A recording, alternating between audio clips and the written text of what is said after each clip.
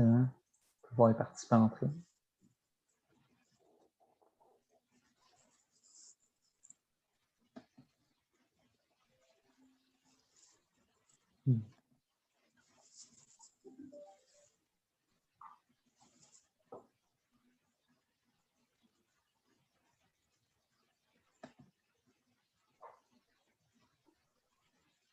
Bonjour à tous. J'espère que vous m'entendez bien.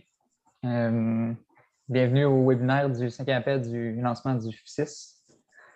Je suis Marc-Olivier Pilon de chez MedTech, un chargé de compte, et je suis accompagné de Béatrice Fournier du Bureau de l'innovation. Donc, bonjour. Bonjour. Donc, la présentation va être en français. The presentation will be in French because it's a COP project in Quebec. But if you have any question and you want to write it in English, you can do so and we will translate it as we answer them. Donc, bonjour à tous. Je voudrais juste par rapport à l'interface, nous allons utiliser l'outil de Question and Answer Q&A en bas. Donc, n'hésitez pas, dès que vous avez des questions, à les écrire là-dedans. Ça va nous permettre de faire le suivi des questions et d'y répondre. Vous allez être notifié quand on va être arrivé à votre question en plus. Donc, tout au long de la présentation, n'hésitez pas à les écrire. Et à la fin de la présentation, qui va durer 20 à 25 minutes, on va passer à une deuxième phase qui va être la réponse aux questions. N'hésitez pas aussi à préciser le volet de votre projet. Donc, si c'est un projet entreprise ou organisationnel, on va rentrer dans les détails, mais si vous le précisez dans votre question, ça va nous aider un peu à orienter nos réponses. Donc, et si des questions n'ont pas eu le temps d'être répondues, on a votre nom et votre adresse. On va pouvoir vous répondre personnellement par la suite à la présentation. Donc, je vais partager maintenant mon écran.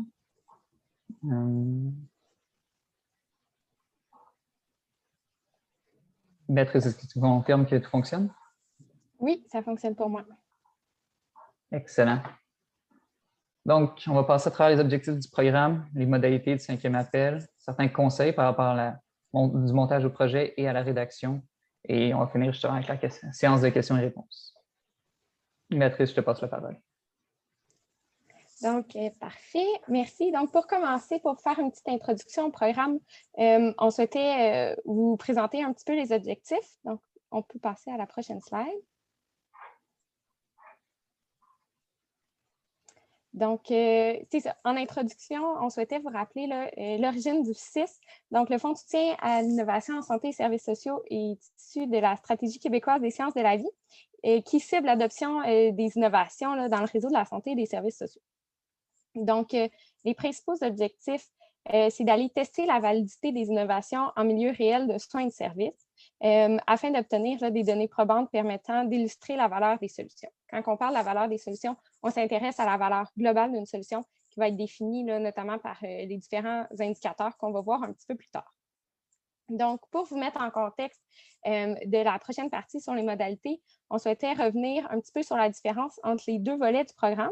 Donc, il y a le premier volet qui s'intéresse aux innovations technologiques qui sont développées par les PME québécoises et le deuxième volet qui s'intéresse aux innovations organisationnelles intégrées par les établissements du réseau de la santé et des services sociaux.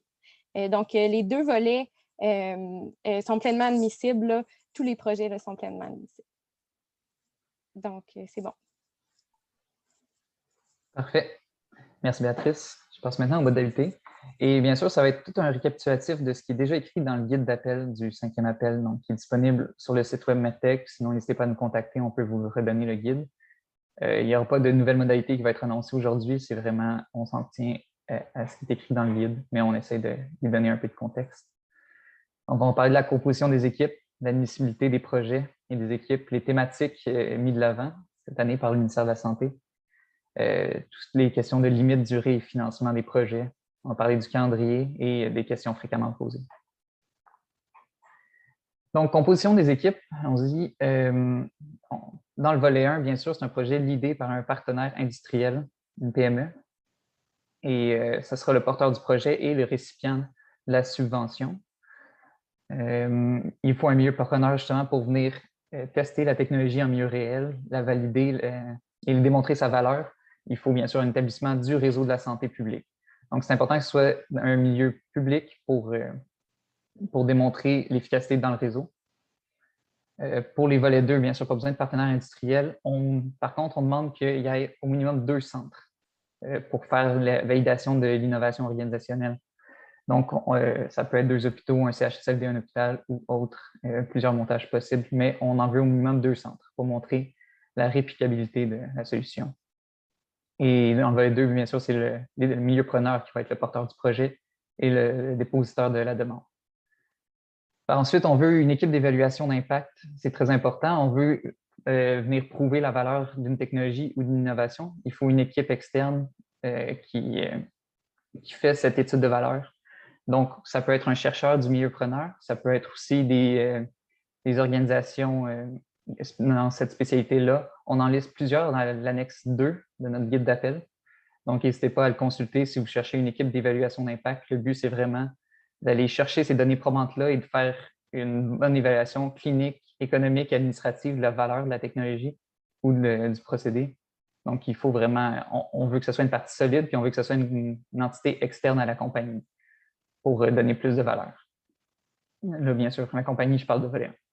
Et il faut un spécialiste TI. Donc, si une solution intègre un logiciel ou une solution informatique, il faut bien sûr identifier une personne du réseau de la santé, probablement du milieu preneur, un spécialiste TI qui puisse aider justement à l'intégration de la solution. Il y a toujours plusieurs embûches avec l'intégration de solutions au réseau de la santé. C'est bien d'avoir une personne contact, une personne attitrée qui peut valider que c'est un projet faisable et qui peut être là au cours du projet pour répondre s'il y a des enjeux. Donc, on veut que vous identifiez au moins cette personne-là lors de la demande du projet, préalable à la demande de financement.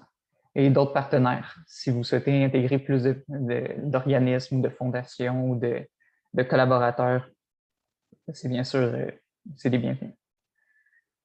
Donc, maintenant, l'admissibilité, type d'innovation, volet 1, c'est l'innovation technologique. Le but, c'est de développer de nouvelles connaissances de la technologie. Donc, quel est l'impact de la technologie, quel est l'impact économique, quel est l'impact clinique. En milieu réel, on veut venir valider tout ça et bien sûr faire un rapport et une évaluation. Puis le but, c'est justement de s'appuyer sur des nouvelles utilisations de la technologie. Il ne faut pas que ce soit quelque chose qui soit déjà utilisé, mais c'est une nouvelle utilisation qu'on veut venir prouver la valeur pour une intégration au niveau du réseau de la santé. Volet 2, c'est une innovation organisationnelle ou sociale. Donc, mise en œuvre de nouvelles méthodes, une approche dans les pratiques, l'organisation, les soins de santé, le milieu de travail, les relations extérieures avec les établissements du R3S. Donc, tous ces projets-là, de nouveaux procédés. Donc, on ne veut pas valider quelque chose qui se fait déjà dans le réseau de la santé. On veut une nouvelle solution à essayer dans un établissement du réseau de la santé pour prouver la valeur et le déployer à plus d'un établissement par la suite. TRL, on parle d'un TRL 7 à 9. Donc, pour ceux qui ne sont pas familiers, l'échelle de Technology Readiness Level ou de maturité technologique va de 1 à 9. Et là, on parle de vraiment la fin du processus d'innovation, donc 7, 8, 9, qui est la mise en marché. Donc, le but, c'est que la technologie a déjà été développée et a déjà été validée sur la question de la sûreté et l'efficacité intrinsèque. Ce n'est pas dans un but de valider ces aspects-là. Le but, c'est de prouver la valeur dans le milieu réel, dans l'intégration dans le réseau de la santé. Donc, on parle vraiment de la fin du développement de la solution. Par la suite, dépenses admissibles. C'est seulement les dépenses faites au Québec qui sont admissibles, donc les dépenses du milieu preneur québécois, les dépenses de l'équipe d'évaluation québécoise ou de la compagnie au Québec. Donc, bien sûr, il faut savoir que les dépenses admissibles, c'est les dépenses qui sont engagées suite au dépôt du projet. Donc, toutes les dépenses avant le 1er octobre ne sont pas admissibles au remboursement à 50 %. Puis même si vous voulez commencer le projet le 2 octobre, c'est possible de le faire, mais vous n'aurez pas encore la confirmation que le projet est approuvé. Donc, ces dépenses sont admissibles, mais sont à haut risque du porteur du projet. Les listes de dépenses admissibles, ils sont listés là, mais ils sont aussi listés dans le guide. Donc, bien sûr, gardez le proche quand vous montez le budget. Tout ce qui est question de salaire, traitement et avantages sociaux, bourse étudiante, matériel, achat, location d'équipement. Attention ici que ce ne soit pas la majorité. Le but, ce n'est pas de rembourser un gros équipement. S'il y a un équipement qui a une durée de vie de 15 ans, ce qui est admissible comme budget, c'est le coût d'amortissement de cet appareil-là sur une année, si le projet est d'1 an ou 2 ans, pour un projet de 2 ans. Donc, ce n'est pas l'entièreté de l'appareil qui est remboursé par la subvention, c'est seulement le coût matériel pour le projet, pour la durée du projet. Les frais de gestion de MEDTech qui vont être pris sur la subvention, les frais d'exploitation de la propriété intellectuelle, les honoraires, et bien sûr les frais liés à l'évaluation, déplacement, compensation monétaire pour les participants, frais de diffusion et connaissances s'il y a une publication qui en sort, et les sous-traitances, frais de plateforme, frais d'animellerie et les frais indirects de recherche. À savoir, pour les frais indirects de recherche, pour toutes les entreprises qui ne sont pas nécessairement familières, si vous faites un projet de recherche avec un établissement, il est possible qu'ils demandent des frais de recherche qui peuvent aller jusqu'à 30 %. Ces frais-là sont admissibles au remboursement de la subvention FSI-SSS. Donc, c'est ça. On va passer par la suite aux exemples pour vous montrer quelques exemples de montage budgétaire et de financement possible. Mais juste avant, on va parler des thématiques prioritaires. Donc, il faut savoir que tous les projets sont admissibles, mais certaines thématiques sont mises de l'avant et sont priorisées parce que l'M3S a mis le doigt sur les problématiques, les enjeux importants qui veulent encourager toute solution dans ces domaines-là. Donc, on parle du domaine de la chirurgie, des projets d'innovation qui permettent d'améliorer justement le suivi des chirurgies, les activités chirurgicales et les listes d'attente. Justement, la distribution de temps offert par les établissements afin d'uniformiser le processus d'accès des patients à la chirurgie. Donc, tous les projets qui peuvent répondre autour de cette thématique-là sont bien sûr priorisés. Si votre projet répond aux thématiques, lorsque vous prenez contact avec MEDTech, mentionnez la thématique, nous allons vous donner un formulaire que vous devrez remplir pour être sûr que votre projet s'inscrit bien dans la thématique mentionnée. Les autres thématiques sont les thématiques autour des aînés, tout ce qui est maintien à domicile et sécurité des personnes âgées vulnérables, santé mentale, améliorer l'accessibilité et la continuité des soins en service dans la santé mentale, en déficience et troubles du spectre de l'autisme, et tous les autres projets généraux qui ne seront pas nécessairement priorisés, mais qui sont les bienvenus. Puis il y a de la place pour des projets autres que sur des thématiques. Ça vaut quand même la peine. Vous avez des bonnes chances quand même, malgré tout. Pour un bon projet qui n'est pas sur les thématiques, inquiétez-vous pas. C'est mon conseil. Donc, la subvention est de 240 000 $ par projet maximum. Pour le volet 1, le volet entreprise, ça rembourse 50 % des coûts du projet. Donc, on parle d'un projet qui peut aller jusqu'à 480 000 remboursé à moitié par la subvention. Le projet peut valoir plus cher, mais la subvention est limitée à ce montant de 50 % et 240 000. Donc, si c'est un projet de 600 000 $, la subvention va être quand même limitée à 240 000, mais ce n'est pas un facteur limitant si votre projet a plus d'ampleur. Il faut juste que vous contribuiez un peu plus au financement du projet. Pour ce qui est du volet 2, on parle encore du même montant de 240 000 maximum, mais ça peut atteindre jusqu'à 80 % des dépenses admissibles. On demande que le milieu preneur puisse fournisse au moins 20 % du coût du projet. Bien sûr, ça peut être des contributions en nature, de temps employé, de matériel, etc. Même chose pour l'entreprise. Quand on parle de financement d'entreprise, c'est engager du temps d'employé, du matériel ou des coûts externes de consultants, par exemple, et d'honoraires. Donc, il faut noter que les projets du volet 1, entreprise, et volet 2, organisationnel, ne sont pas en compétition. Et pour les projets du volet 2, établissement, il faut noter que chaque établissement, les établissements bien des CIS, des CIUS et des CHU, sont limités à 2 par projet. Donc, c'est bien important de se coordonner avec son établissement pour être sûr que tout le monde est à l'aise au dépôt du projet et pas dépasser cette limite, justement. Maintenant, calendrier, rapidement, on parle d'un pré-dépôt pour lecture le 3 septembre pour les projets du volet 1. Date limite de dépôt du projet le 1er octobre. Ça va être la date de dépôt et la date du début des dépenses admissibles. L'annonce du comité de pertinence. Donc, l'évaluation va se faire par un comité de pertinence composé des 12 sous-ministres adjoints. Si la décision est prise de la pertinence de la technologie dans le réseau de la santé, vous allez être informé le 29 octobre. Par la suite, le projet va passer aux deuxième étape d'évaluation, qui est le comité d'évaluation qui a un aspect plus scientifique sur le fondement du projet. Et les résultats vont être annoncés autour du 24 janvier 2022. Et l'entente de financement va être envoyée le même jour pour commencer le financement des projets. On va passer quelques questions rapidement qui sont demandées régulièrement. Donc, les critères d'admissibilité des partenaires industriels, ça doit être une PME québécoise de moins de 250 employés, à but lucratif, c'est important, c'est de l'argent du ministère de l'Économie, il veut voir les entreprises grandir et valoriser la technologie qu'ils développent. Qui font des activités de recherche et développement ou de production au Québec. Et c'est des compagnies qui apportent des solutions innovantes à un problème réel du réseau de la santé. D'autres questions? Est-ce qu'une entreprise qui n'est pas au Québec est admissible? Non. C'est clair. Par contre, une entreprise dont le siège social n'est pas au Québec et qu'une filiale est au Québec est admissible au projet. Donc, s'il y a une filiale québécoise qui fait des activités de R&D ou de production, elle est admissible tant que cette filiale-là ne compte pas plus de 250 employés à son compte. Et on parle il y a possible d'avoir du financement autre. Donc, on finance un 50 % du projet et un 40 % minimum doit être une contribution de l'entreprise, mais il peut y avoir un 10 % qui peut venir de subventions fédérales, de fondations ou autres financements externes. Et rapidement, on demande vous allez voir, on demande la signature du PDG des établissements. Oui, c'est bien la signature du président directeur général, du CIS, du CIUS ou du CHU au projet, autant pour les projets du volet 1 que les projets du volet 2. Donc, ça fait le tour des modalités. N'hésitez pas à écrire des questions par rapport à ça ou contacter Medtech. On est là pour vous aider là-dedans et mieux orienter ces questions-là.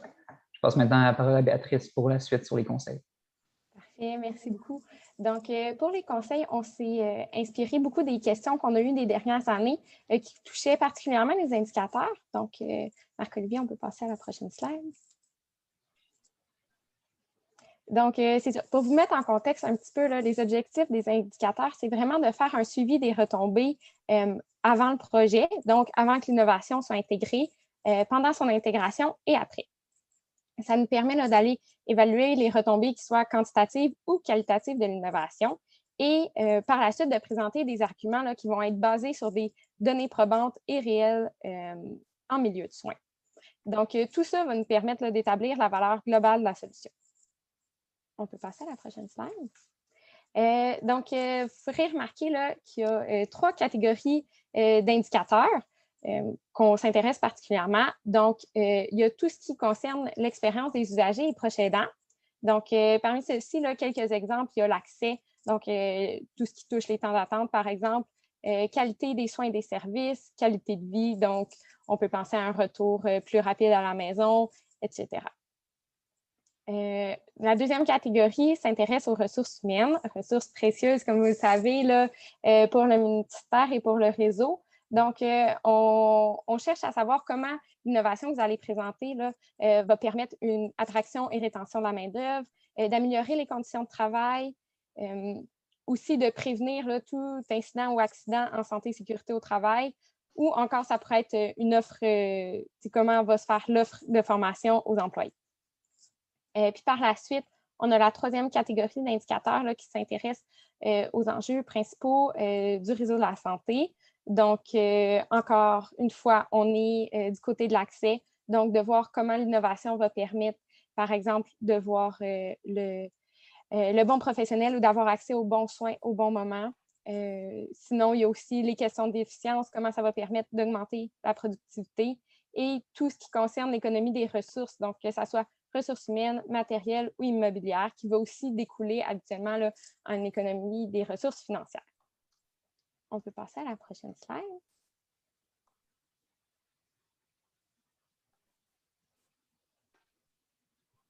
Donc, c'est ça, juste pour vous mettre en contexte, pour ceux qui ont vu le formulaire, on fait référence là, pour les prochaines slides à la complétion du tableau que vous voyez ici.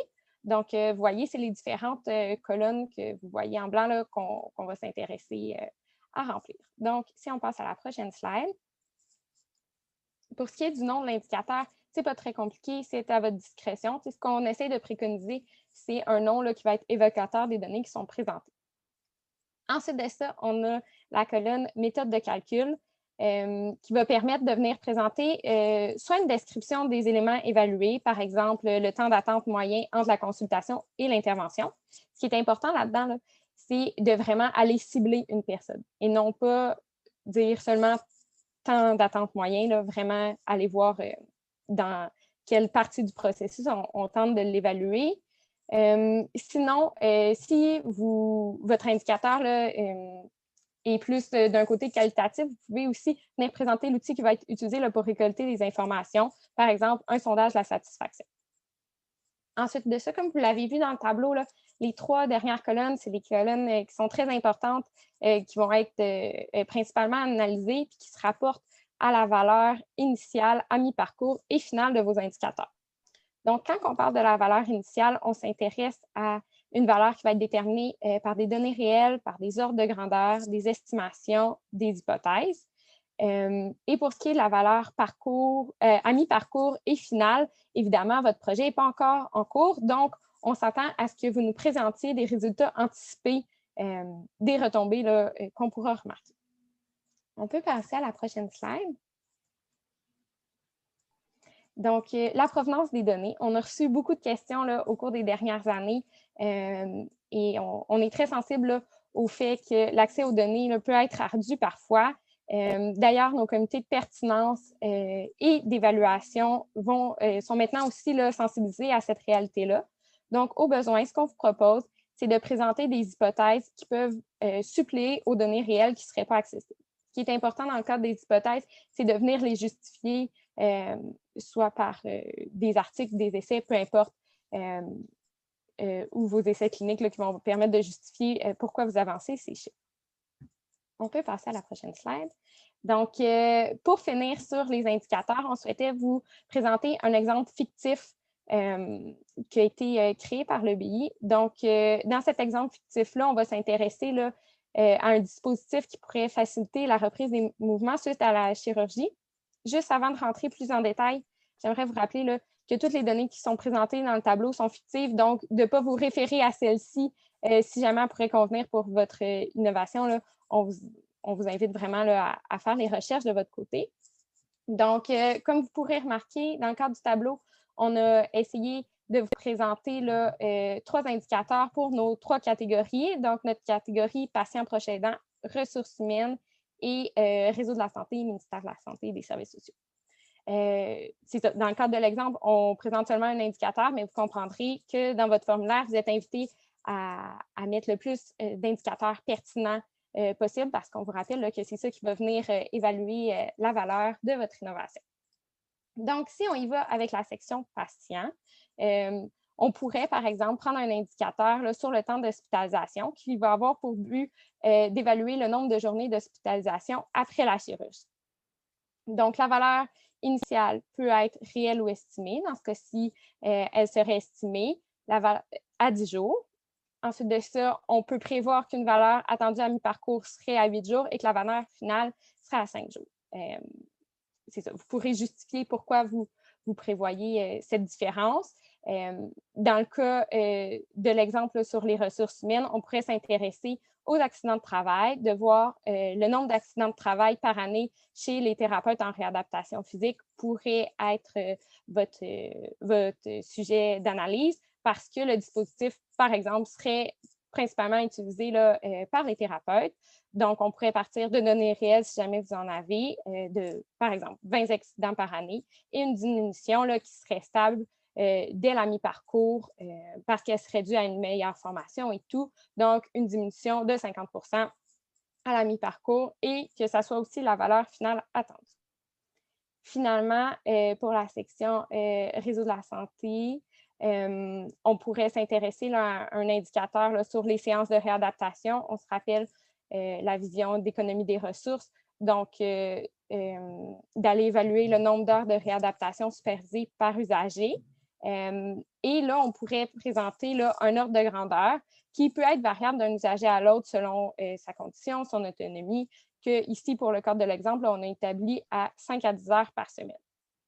Ensuite de ça, vous pouvez avoir votre valeur à mi-parcours, qui est une diminution de 10 et en fin de parcours, diminution de 20 qui peut être, la diminution peut être progressive là, selon le changement là, qui sera opéré dans le réseau. Donc, ça fait pas mal le tour pour le côté indicateur. On serait rendu à la portion questions-réponses. Je vais laisser Marc-Olivier prendre la parole. Oui, merci Béatrice. Puis, je trouve ça bien qu'on parle beaucoup de ces données probantes-là parce que c'est vraiment le cœur de votre projet. C'est là-dessus que la valeur de votre projet va être évaluée aussi par la suite. C'est ça qui va vous aider justement à vendre votre technologie au réseau de la santé. On veut, tout le Québec, on veut des acquisitions par valeur. On veut que la technologie qui a prouvé le plus de valeur pour le réseau soit adoptée. Donc, vraiment, c'est un travail, c'est pas un travail facile, mais c'est un travail qui a beaucoup de valeur pour votre plan d'affaires, pour une entreprise ou pour le déploiement d'une solution organisationnelle pour un établissement. Parfait, donc on va passer aux questions. Je peux commencer rapidement. On a une question de Lisa Israelovic. Donc, pour le volet 1, est-ce qu'il y a une date limite d'utilisation des fonds ou est-elle basée sur le projet? Donc oui, j'en ai pas parlé. La durée du projet, ce qu'on s'attend à voir, puis bien sûr, ça peut varier, mais c'est souvent des projets qui démarrent de 6 mois à 2 ans. 2 ans est un maximum de durée du projet. Puis 6 mois, c'est vraiment dur d'imaginer un projet en bas de ça. Il y a beaucoup d'étapes qu'il faut penser. Donc, il y a toutes les étapes du comité éthique, il y a les étapes d'intégration de la technologie, de rendre les gens habitués à l'utiliser, de formation, possiblement. Et ensuite, la collecte de données et la production d'un rapport de valeur ajoutée. Donc, il y a beaucoup d'étapes. Soyez pas trop ambitieux de faire des projets de 2 mois. Donc, mais le temps maximum est de 2 ans et dans les 2 ans, l'entièreté des sommes doivent être dépensées.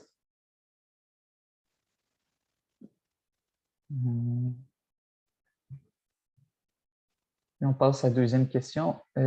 D'où doit venir le spécialiste TI? Donc, spécialiste TI, comme j'ai dit, il doit faire partie du réseau de la santé autant que possible. Il doit connaître la chose. Le plus facile, c'est parler à votre milieu-preneur si vous êtes un entrepreneur. Vous avez un milieu-preneur qui va porter la technologie, demandez-leur d'identifier une ressource à l'interne qui peut vous aider. Donc, le cas qu'on voit à peu près tout le temps, c'est justement une ressource interne de l'établissement.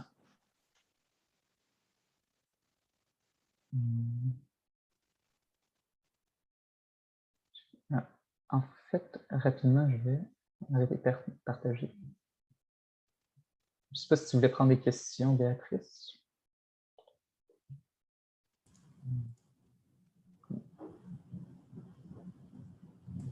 Il y a Iris aussi qui s'est jointe à nous, qui est responsable. Bonjour à tous. Iris Leroux de Medtech Plus au niveau du 6. Au niveau des questions, on a aussi des questions qu'on a, pour lesquelles on s'est consulté, donc qui sont disponibles, Marco et Béatrice, en ligne. Donc, ce que je vous inviterai à faire, c'est que Marco va-y avec les questions-réponses, puis Béatrice n'hésitera pas à faire des ajustements ou des modulations en cours de route. C'est bon? Non, c'est comme ça. Parfait. Merci, Iris. Donc, on passe à la prochaine question, encore de Lisa Israelovic. Donc, pour le volet 2, je comprends que Medtech aide avec une étude d'impact pour le projet. Pouvez-vous élaborer sur le sujet? Donc, Medtech n'aide pas avec cette étude d'impact. On demande qu'il y ait une unité d'évaluation. Medtech, nous, on a identifié différents organismes qui peuvent vous aider avec leurs contacts. Donc, n'hésitez pas à aller voir l'annexe 2 du guide d'appel. Contactez ces entités-là qui peuvent vous aider avec l'étude d'impact pour le projet.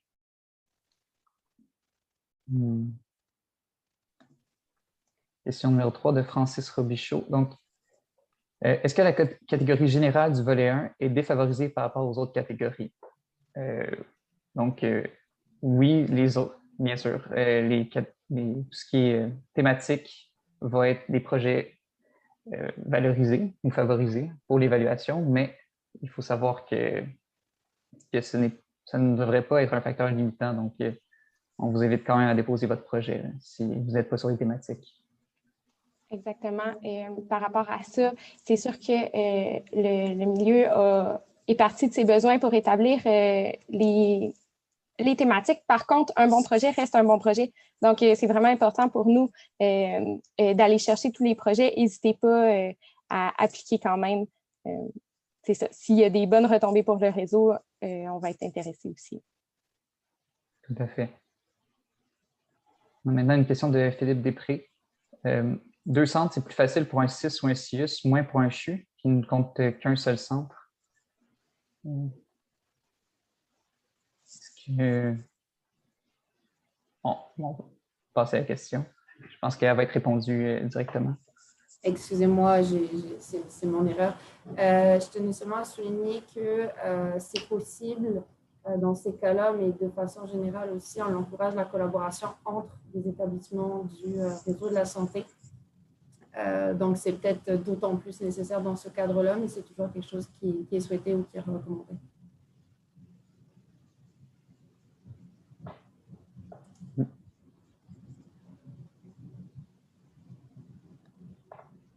Donc, une question maintenant de Christiane Auré-Blais.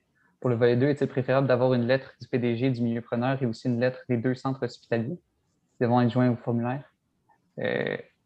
Oui, une lettre d'engagement des 2 centres qui doit faire détailler les ressources qui seront mises à disposition du projet. C'est ce qu'on veut voir. Le PDG, on demande surtout une signature de sa part pour, dans l'énoncé de projet.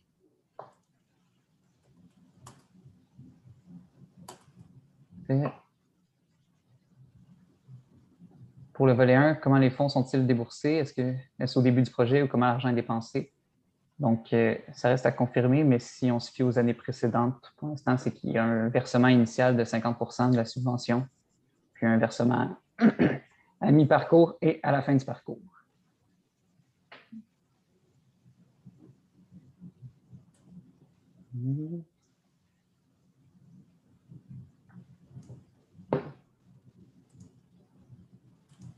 Passons à la prochaine question. De Jean-Claude Sabourin. Pour le volet 2, on exige 2 centres, 2 endroits où l'innovation pourrait être déployée. Oui, exactement. Si un processus peut être déployé dans 2 centres, c'est qu'il y a une belle possibilité de réplicabilité dans le reste du réseau de la santé. Donc, ça prouve vraiment que c'est un projet porteur qui peut avoir un bel impact pour le Québec. Donc, d'où l'intérêt d'avoir 2 centres où ça peut être déployé. Et puis, je rajouterais par-dessus, Marco, si tu permets, d'avoir 2 centres, les mêmes types de centres en termes de réplicabilité. C'est vraiment génial. Ça peut aussi être des centres qui ont besoin de travailler ensemble dans le cadre d'une trajectoire de soins. Donc là, on ne va pas viser la réplicabilité, mais vraiment l'accompagnement du patient à travers différents centres dans l'établissement. Merci, Iris. Donc, une autre question de Jean-Claude Sabourin. Est-ce que le TRL est aussi exigé pour le volet 2? Oui, on veut que l'innovation, le processus organisationnel ne soit pas créé durant le projet. On veut qu'il soit validé en milieu réel. Donc, le but, ce n'est pas d'aller à table à dessin, mais c'est de voir comment un procédé déjà imaginé. Je prends. Oui. Oui, bonjour Astan. Ah. Je pense que c'est bon, on peut poursuivre. C'est bon.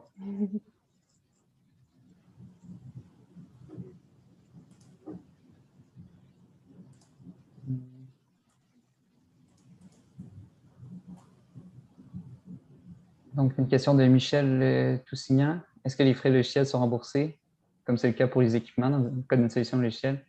Oui, les coûts de plateforme sont remboursés. Donc, combien ça coûte à l'entreprise pour l'utilisation de la plateforme? Donc, le but, ce n'est pas de rembourser l'achat complet du logiciel, mais le coût logiciel pour l'entreprise, pour la durée du projet.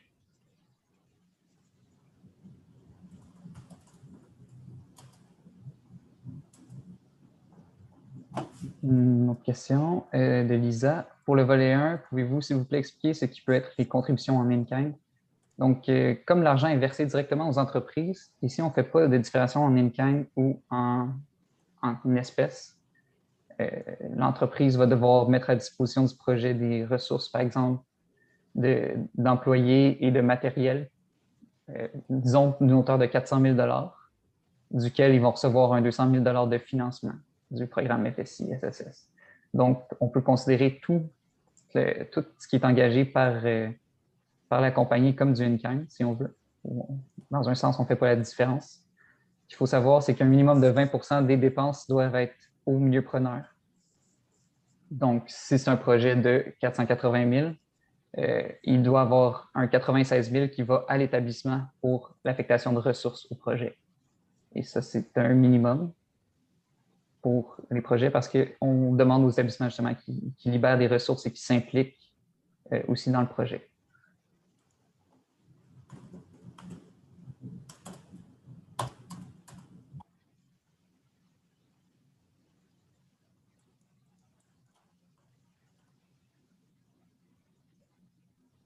Volet 1. Existe-t-il des programmes pour des projets de TRL 4-6 qui auraient recours à des données uniquement accessibles dans le milieu opérationnel?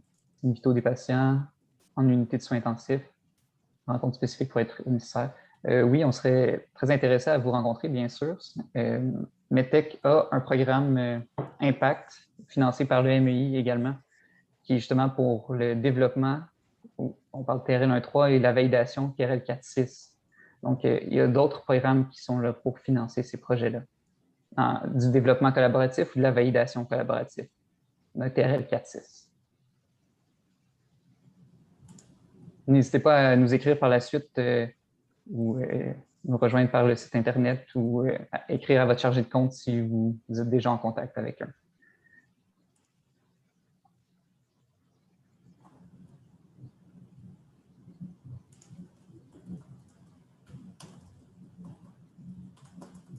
Donc, on a une question de Christine Bertrand. On parle au sujet des coûts indirects de recherche de 30 %. Est-ce que je comprends bien que pour le volet 1, le mieux preneur doit fournir un minimum de 20 % des coûts du projet?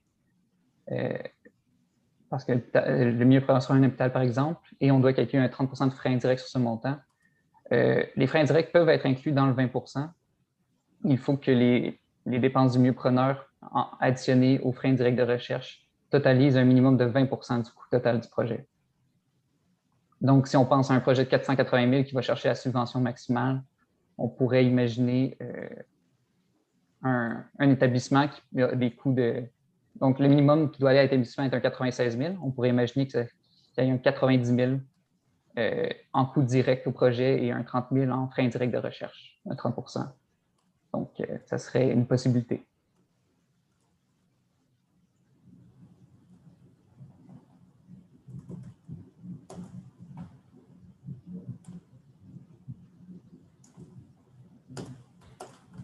Une question générale, est-ce que le document de support PowerPoint sera transmis aux participants du webinaire?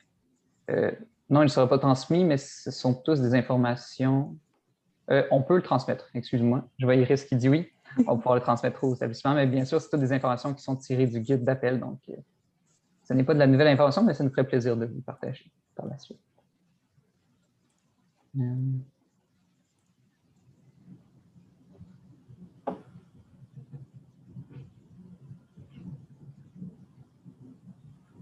Un projet du volet 2 qui est technologiquement réalisé dans un centre hospitalier, mais dont les références de patients viennent de plusieurs autres centres hospitaliers est admissible. Peux-tu t'essayer, Béatrice?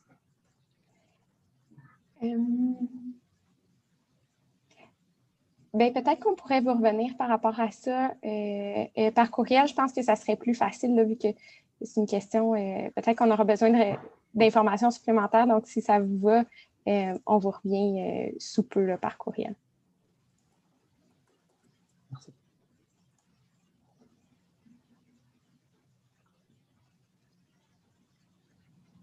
Est-ce qu'un projet technologique peut aussi toucher le milieu préhospitalier tant qu'il s'agit d'un milieu preneur? Je ne suis pas sûr de quel milieu préhospitalier vous voulez parler, mais c'est un centre clinique du réseau de la santé publique, c'est admissible, par exemple.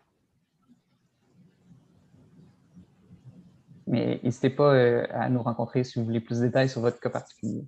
On peut avoir cette discussion-là autour de votre projet spécifique.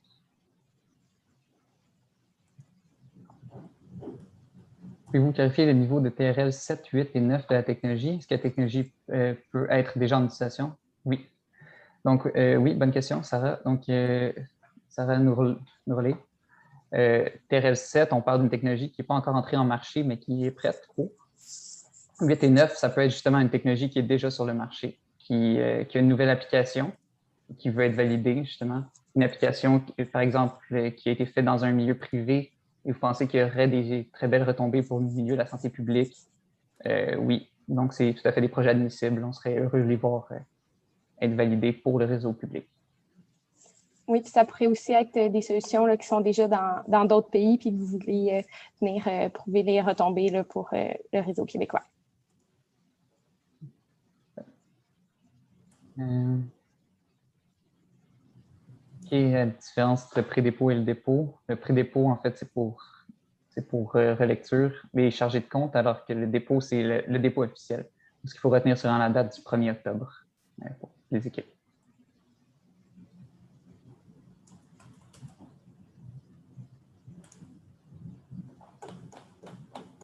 Sur le 20 donc j'imagine que c'est une question par rapport au volet 2 de Marie-Claude Battista.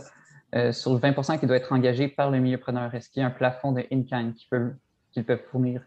Donc oui, le 20 du milieu preneur, dans le cas d'un projet de volet 2, peut être entièrement du in-kind. Donc, c'est employé ou du matériel de l'hôpital qui est affecté au projet.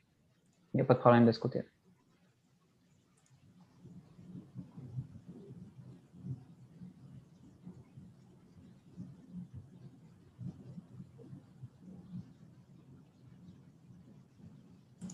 Est-ce qu'il faut, pour un projet de volet 2, innovation organisationnelle, avoir un chercheur et un délégué TI? Donc, il faut, oui, un contact TI si c'est un projet qui intègre la technologie de l'information. Et avoir un chercheur, bien sûr, on veut qu'il y ait une évaluation qui soit faite. Donc, c'est soit important qu'il y ait au moins une équipe d'évaluation.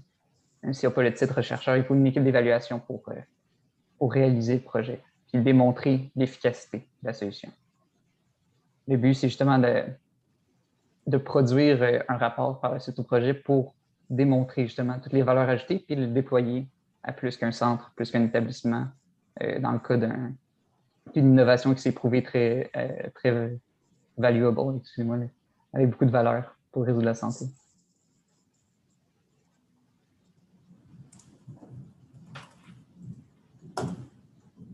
J'ai une question de Latitia. Quels sont les aspects techniques liés au dépôt du volet 2? Je ne suis pas sûr de la question, il faudrait préciser un peu, mais contactez MedTech, bien sûr, nous, on vous envoie le formulaire à remplir et vous avez l'information sur tout ce qui est demandé pour le dépôt.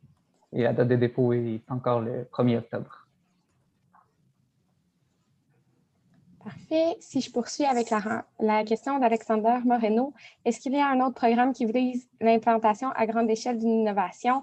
En fait, le FCIS est le programme officiel du Bureau de l'innovation. Par contre, si vous avez une innovation que vous souhaitez nous présenter, vous pouvez communiquer avec nous là, à bureauinnovation@msss.gouv.qc.ca, puis on va voir comment on peut vous accompagner là-dedans là, si on a un programme qui pourrait vous aider pour la suite.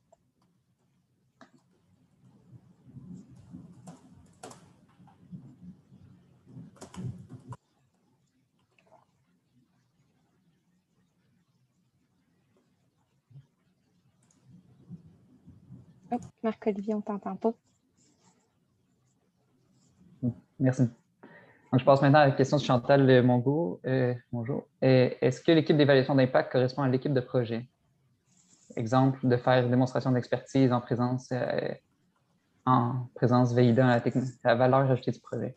Donc, pour un volet 1, on demande que l'équipe d'évaluation d'impact soit externe, ne fasse pas partie de l'entreprise.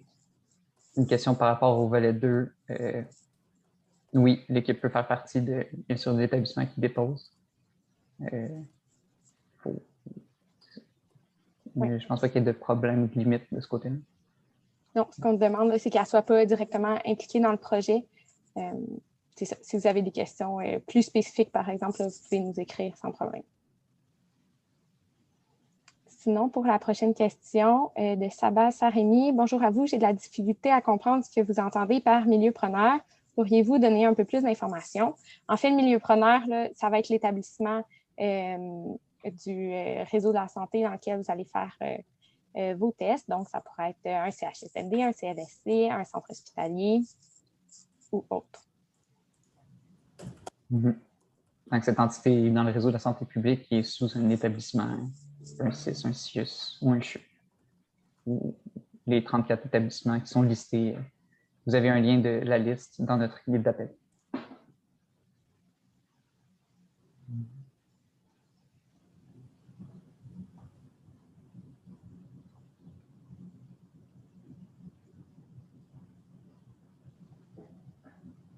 Une question de Gwen Maffy. Une technologie améliorée issue d'un projet initial, subventionné par Nutec, et qui continue de s'améliorer, est-elle acceptable? Quelque chose de nouveau est-il absolument disponible? Donc, pas nécessairement nouveau, ça peut être quelque chose, comme on a dit, déjà sur les marchés. C'est sûr que le but, c'est justement de, si on parle d'un projet d'une vente technologique pour une entreprise, le but, c'est de démontrer une valeur d'une technologie pas encore vendue ou une nouvelle application de cette technologie. Donc, elle n'a pas besoin d'être nouvelle, mais elle a besoin d'être innovante comme solution. Et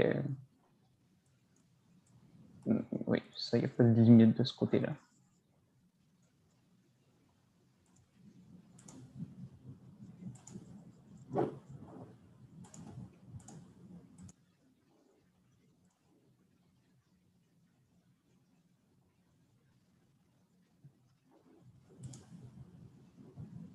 Pour le volet 2, une question de Lise Vigneault. Est-ce qu'un chercheur peut faire office d'évaluateur ou est-ce possible d'avoir un UETMIS de notre organisation? Je ne suis pas certain. De ma compréhension, les UETMIS étaient composés justement de chercheurs de l'organisation, mais ça peut être ça peut être les membres d'un UETMIS sans problème. Si je me souviens bien, ce qui est important dans ce genre de situation-là, c'est de pouvoir démontrer qu'il y a une certaine indépendance entre l'équipe clinique et l'équipe d'évaluation, si je ne me trompe pas, Béatrice. Oui, exactement.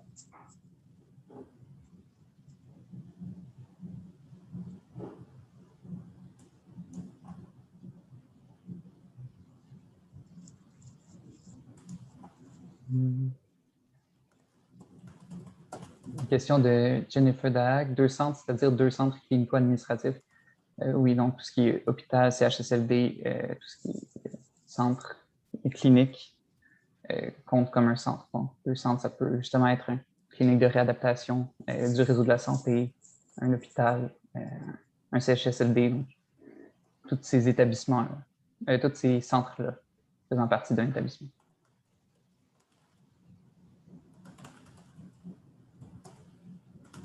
Une question de Joanne Tremblay. Est-ce que le 96 000 inclut les FIA? Là, on parle de la contribution des dépenses de l'entité du milieu preneur minimum au projet d'un volet 1. Donc, un projet de 480 000, un minimum de 96 000 de dépenses en milieu preneur. Oui, ça peut inclure les frais indirects de recherche.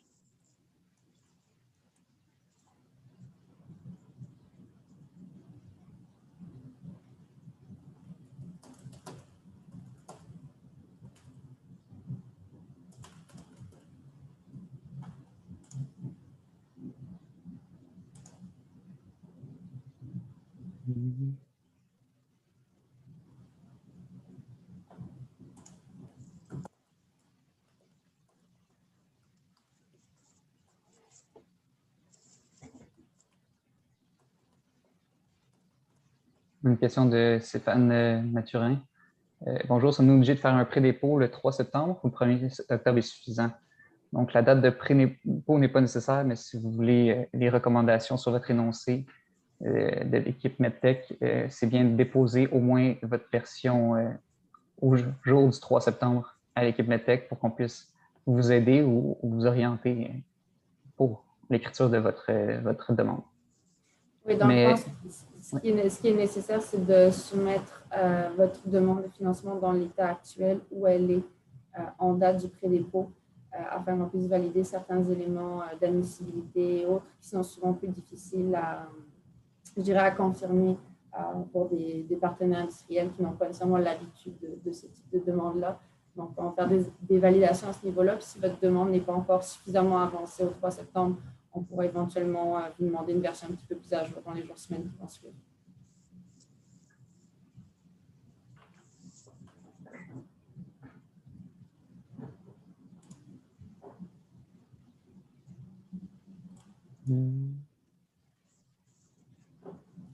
Marco, je vois qu'il y a aussi peut-être la question de Céline en lien avec le FRQS et autres fonds québécois. Oui.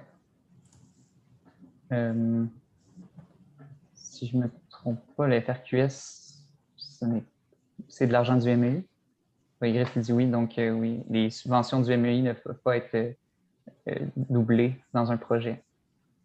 Donc, toute contribution, il faut que ce soit du financement autre que du ministère de l'Économie et de l'Innovation. Donc, c'est pour ça qu'on fait mention de financement du fédéral ou de fondation ou d'argent autre. Le FRQS n'est pas admissible au cofinancement.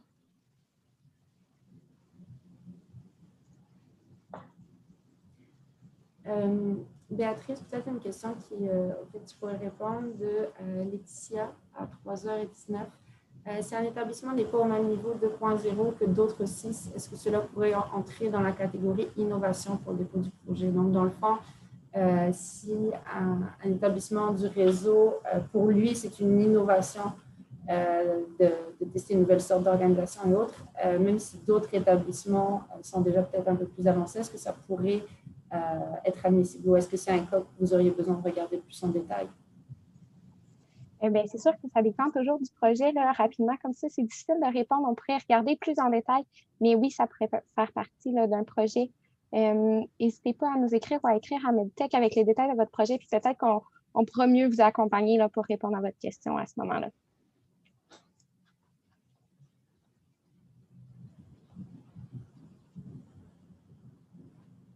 Si je peux me permettre, je vois une question de Daniel Tremblay. Est-ce qu'il y aurait éventuellement un 6e appel du FS3S avec des thèmes similaires? Comme Béatrice le disait, le FS3S s'inscrit dans la stratégie québécoise des sciences de la vie sur une durée de 5 ans. Donc, on est à la 5e année. Donc, un 6e appel serait dans la 6e année.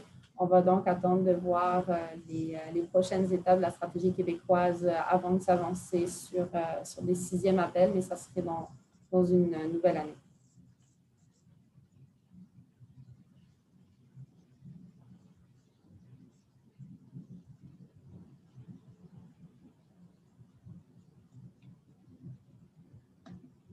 Pour ce qui est, on a Jennifer Dahat qui nous a demandé, on peut avoir le courriel du bureau d'innovation du MSSS? Oui, sans problème. Je peux vous le redonner. Je sais que des fois, c'est parfois difficile là, quand on ne l'a pas à l'écrit, mais c'est bureau innovation, tout dans un mot, donc B-U-R-E-A-U, innovation, I-N-N-O-V-A-T-I-O-N, à commercial, msss.gouv.qc.ca. Si jamais c'est allé trop vite, vous l'avez manqué, n'hésitez pas, vous pouvez écrire à Medtech puis on pourra vous le faire parvenir sans problème. Tu m'as dit donc bureau innovation tout attaché? Oui. Parfait. Dans ce cas-là, je vais l'envoyer aussi par écrit. Juste pour que tout le monde soit au courant, on va aussi colliger un maximum de questions-réponses qui ont été posées. Quand c'est des questions-réponses qui peuvent être pertinentes pour l'ensemble du groupe, vous les voyez déjà dans la boîte de Q&A, mais on fera aussi une rédaction pour mettre le tout sous format PDF.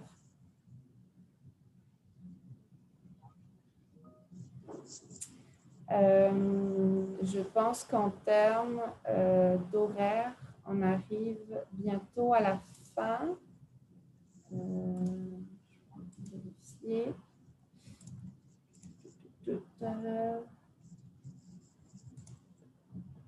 Oui, on a en effet dépassé déjà depuis un petit 10 minutes le temps qu'on pouvait consacrer à ce webinaire.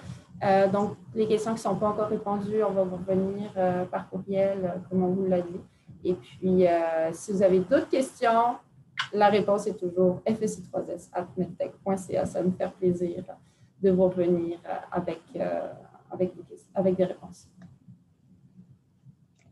Parfait. Bien, merci beaucoup. Ça a été un plaisir d'échanger avec vous et au plaisir de lire vos projets. Merci beaucoup. Merci, au plaisir de rentrer en contact avec vous. Au revoir.